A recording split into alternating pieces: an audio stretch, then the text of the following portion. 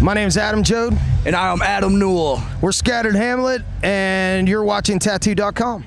Yeah.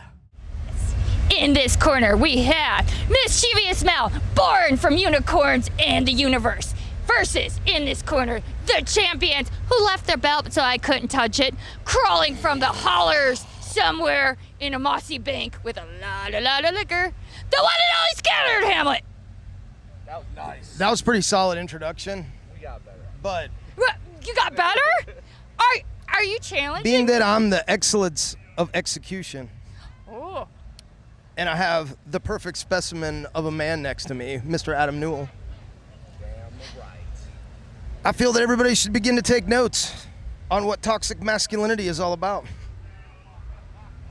I'm glad that you clarified that it was him you were talking about, because I did in fact just shave my beard and mustache. I'm just saying. Well, We could've that's went your bad. toe-to-toe on that, That's too. your bad. I know, right?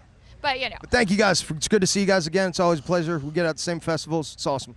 Are you kidding me? Fucking hillbilly rock and roll done right. I mean, seriously, you guys have created a sound that like nobody gets it. Was it the Blatts? Was it the Platts? Was it the Schlitz? I mean, come on. I mean, there's something like really special about it because You take some Appalachian moonshine, you empty a little bit of shotgun shell, you listen to a lot of Leonard Skinner and Waylon Jennings, and then you tap into Brother Lemmy, rest in peace. And you have the Appalachian Mountain Rock. Anything you want to add to that? Because you're awfully quiet over there. Les Paul. Oh. You plug the Les Paul into the Marshall and the rock comes out. All these backing tracks, all these computers disguised as amplifiers and stuff, negative. You plug your instrument into the amp and the rock comes out, and that's how rock and roll should be. Everybody's complicating with all these computers and shit. That ain't what we're about. That's a perfect point because your music is pure. That's probably what the different sound is. We record it live. We play live together. We want to be a band. It's not. Practice our instruments too. But not too much. We practice looking good as much, but because a lot of it just comes natural. You know what? I love you guys because you're like the one band that when I'm around you, I'm like, God, I gotta stay on my toes. Most people I come at them and they're like, what the fuck? Well, there's a very artist mentality where people take themselves very seriously. That's a plague that goes across music, and I call it jabroniism. And we're not that. We play. I stand on a beer keg for a living, so you have to keep all that in mind. So before any of y'all start hashtagging me too and are getting upset with me on social media, consider the source of information. Well, okay, because you guys are awesome and you've been out and about. I'm so glad to see you again because it's been a quick minute. It has been a minute. There's some new shit going on with you. There guys. is, yeah. Let's hear about the new stuff. We got it. Before I take you down in Pinion. Win! We cut 15 songs in Nashville not too long ago. And after this, we'll take some time off. Then we're going to head to, we're doing the Gathering of the Juggalos. We're doing Sturgis. Yeah, we got some cool stuff coming up this summer. So, we're trying to keep busy, but we still got to get this damn album done. So, our manager's probably over there yelling at us like, when's the album being done? I'll be like, I'm standing in the field talking to y'all right now, so the album is not getting done at the moment. Yeah. Well, to be fair, though, I mean, fucking slackers, 15 songs, because I noticed, like, the new thing is like, hey, I got 3. All right. The next, Yeah, well, it the takes 4. them like 6 months to record 3 songs because they use them computers and all that stuff. But if you're a live band and you go in and everybody just plays together and you get your shit on first or second take, well, Yngwie gets everything on the first take. Yeah. We usually the third take. You don't even. Yngwie just that's what Yngwie does. And he has 5 Ferraris. I was just reading about it in Guitar World. I have 1 truck. Yeah, I'm not sure. So we missed something, but Well, okay, so take me through a night in the studio. In the studio? Yeah, Scattered Hammond style. Because, I mean, I picture this as like, dude, here's your $500 to $1,000. Lock the door and don't let us out till the clock is up. Well, you're not wrong. But add some beer to that. Lots of beer. Some marijuana, some creativity. Get the creativity going. Our boy Jay, he's our producer. Big part of that. He knows how to get the best out of all of us because, as you could tell, we're all pretty fucking crazy. So he knows how to just, hey, you do this. No, that's wrong. Do it like this. And then we'll argue with him for a while, and then we'll do it his way finally and be like, oh, wow, that was awesome. Yeah, but then you act like, but then it's important that you act like you came up with the idea, so he doesn't say his head doesn't get too big.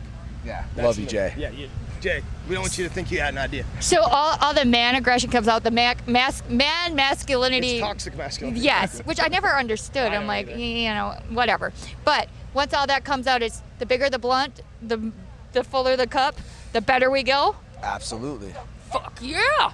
All right, now that we've done some in the box talking People about barking at us. I know, right? Nothing like throwing me off track than a person barking, because I feel like if they could do that, I go. I'm just saying, it's the best backwoods I got. All right. You know, You're not gonna call me turkey and with that I'm gonna tell you, but anyway. But that's how I talk to we can ducks work on too. it. Okay. You know. You get the turkey, not wild turkey. That you drink. Oh, that shit will put hair on your nipples. But anyways, now that we went that road, ink, sir, show me some. Show us what you got. My newest one's this one. My grandfather was a railroad man, so I had my buddy Tony Bowes at Honor Bound Tattoo, Greene County, represent. He did the train. You know, we did it old school to commemorate my grandfather. You know, I got my buck knife, my Dukes of Hazzard. Steve Witt, 402 Tattoo, did like my Eagles. He did my Greene County. Yeah, got a bunch of them. I got my boxing gloves on there too, because you're ready to rumble. sometimes you got to throw down, you know. And people see it and they'll just figure you know what you're doing, and then they don't bother you as much. I thought it was the fact that you were like 7 feet tall and an angry hillbilly, but That could be. whatever. That I'm could just be. saying.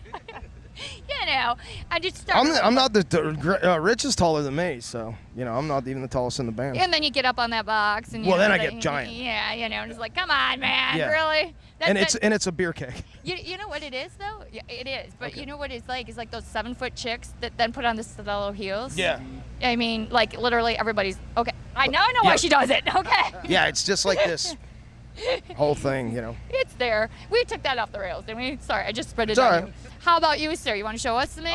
Yeah, you know, I've been slacking past couple years. I'm getting more, but I'm still working with the two right here. That's that Appetite for Destruction one, because Guns N' Roses, it's my jam, man. I love those guys.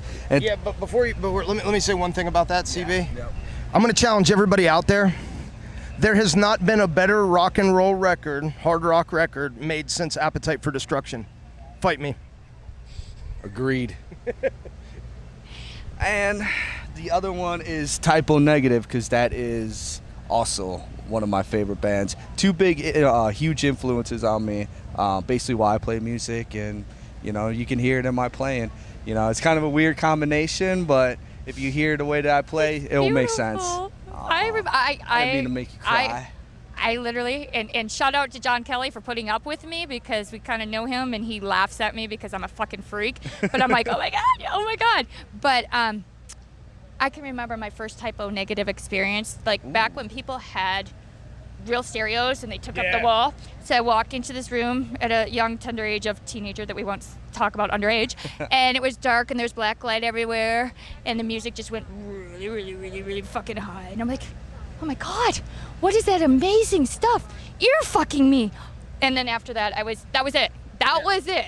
I mean, come on. Pretty good description. I mean, literally, like, I just get chills thinking about it. Yeah, nice. He's telling me to shut the fuck up is what he's doing. So, any dates you want to announce about album or anything? Any secrets? No, I don't know when it's coming out because I'm in a field talking to you guys, and we're gonna go play some festivals next month.